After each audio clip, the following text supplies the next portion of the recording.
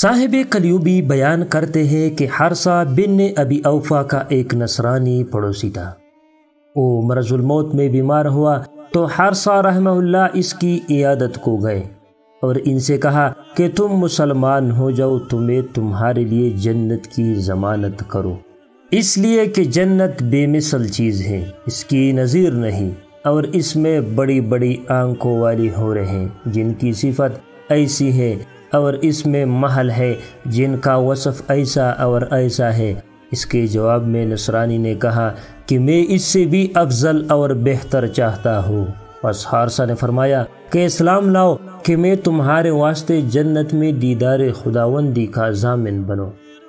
اس نصرانی نے کہا کہ اب اسلام لاؤں گا، کیونکہ دیدار الہی سے کوئی چیز افضل نہیں ہے۔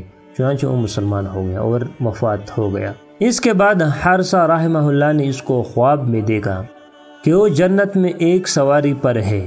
حارثہ رحمہ اللہ نے اس سے کہا کہ تو فلاں شخص ہے؟ اس نے کہا کہ ہاں۔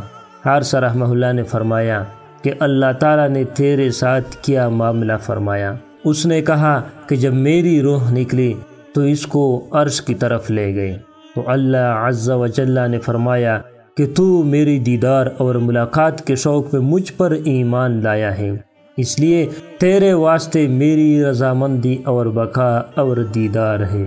حارثہ رحمہ اللہ نے فرمایا کہ اس نعمت پر اللہ تعالیٰ کا شکر ہے جس کی مدد سے میں نے تجھ پر احسان کیا۔ اگر ہم اپنے ارد گرد دیکھیں تو ایسے بہت سے مواقع موجود ہوتے ہیں جن کی وجہ سے ہم کسی کے ساتھ نیکی کر جاتے ہیں اور وہ نیکی بعد میں ہمارے لیے صدقہ جاریہ بن جاتی ہے۔